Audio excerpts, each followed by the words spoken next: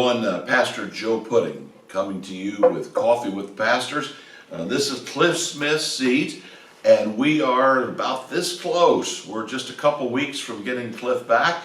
He made it to church Saturday night, but keep praying for his stamina as his heart heals and he's walking, doing cardiac rehab and such. So we'll have him back soon.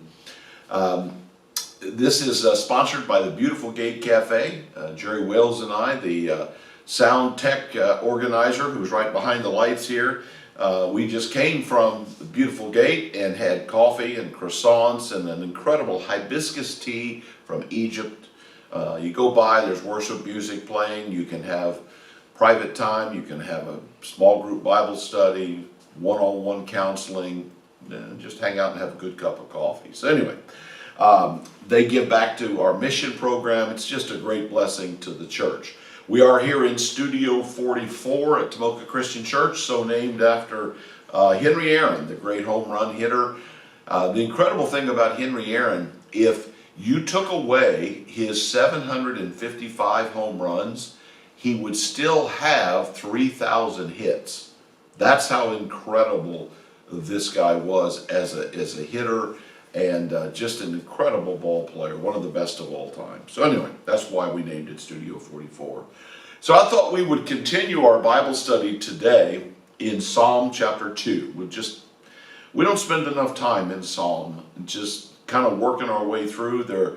It's a song book, it's a prayer book, it's full of emotions. As we get through it, there's places where great anger, great joy, and some great teaching. It's kind of all rolled up in one. And as we talked about last week, it's not just David. David wrote a lot of them. Moses wrote some. Asaph, there was a choir group that kind of put some of it together. So it's a very interesting book. But in chapter 2, or Psalm 2, you technically don't call them chapters when you're dealing with Psalms. In Psalm 2, verse 8, there's a verse that I memorized a long time ago. And I'd like you to memorize it, and I'd like you to apply it to your life. By the way, if you like what we're doing, hit subscribe, hit like, share this with other people. You guys did it last week, and I think we reached probably 5 to 10 times more people last week than we ever have before. So keep doing that. If you like it, share it, keep it going. But in Psalm 2:8, it says this. It says, ask the Lord that he would give you the nations as an inheritance. Now that seems like a strange prayer. You look at world dictators, kings, pharaohs, whatever. There's always been somebody trying to conquer the world. And I always wonder in a rational moment if anybody ever steps back and ponders this, okay? I mean, let's just talk about the current situation with Vladimir Putin. Okay, Vladimir is arguably, probably the most richest man on the earth. So what does he have to gain? A little more power, a little more prestige, a control of people. I mean, again, what are you going to do? You've got all the money. You're going to die, and then none of that money is going to go with you. But there's something innate inside of us that says, I got to have it all. And I like what one comedian says, what are you going to do if you get it all? Where are you going to put it? And that's a good question. And yet, don't we live that way? I mean, let's go from Vladimir Putin to our story. Don't we think we got to have it all? The house, and then the second house, maybe a house in Vail, and then a car, and then another car, and then, well, maybe a third car, and those clothes aren't enough. We need some more of that. And, well, my goodness, one of the neighbors has a boat, so we got to have a boat, maybe a couple jet skis. Now, look, I'm not against any of that, all right? I have, well, the first part, I have a house and a truck. And there's nothing wrong with any of those things.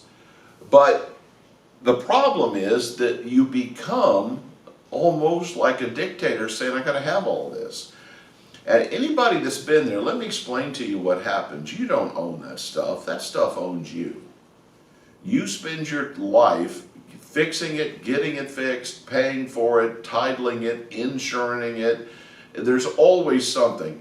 You know, listen, enjoy life, but the goal of this life is not to get everything. That's not our goal.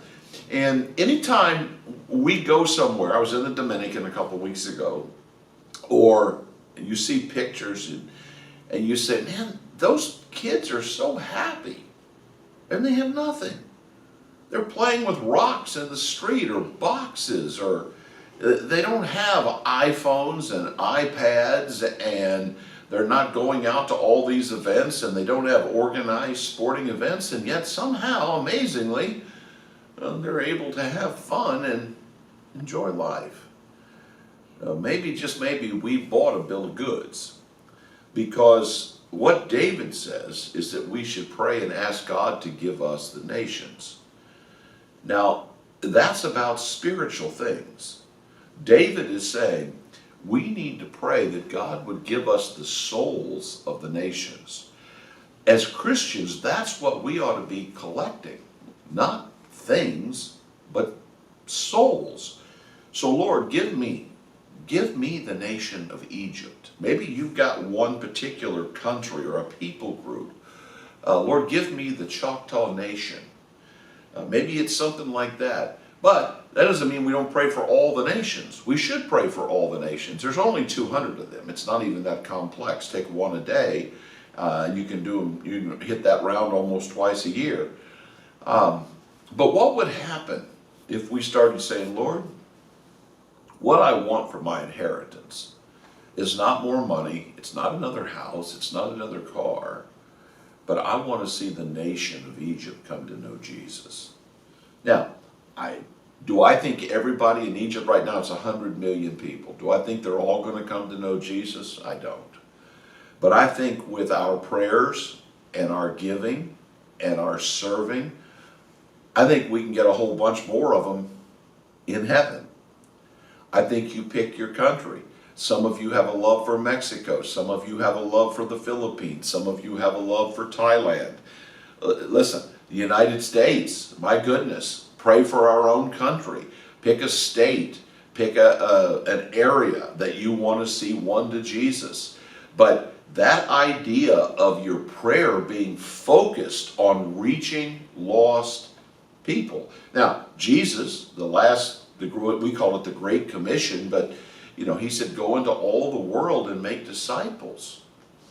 Let me help you with that. First of all, he said, go, all right? And then he said, all the world. All the world. So, what is all the world? It's not just across the street. It's other nations, other people. And listen, here's the deal too. You say, well, Joe, I'm just, whatever. I'm not going to, I'm too old, I'm too poor, I'm not going. Okay, all right. Do you realize the whole world lives right here? Now, I'm just speaking for people living in Volusia County, but there literally, I'll bet you there are 75 or 100 different people groups that live right here in Volusia County. If you started thinking about, oh wow, I know Chinese people, I know Indian people, I know Spanish people from Colombia, from Puerto Rico, from El Salvador. I've got a friend from Russia. I've got Egyptian friends. All of a sudden you realize, wow, a lot of the nations are even right here.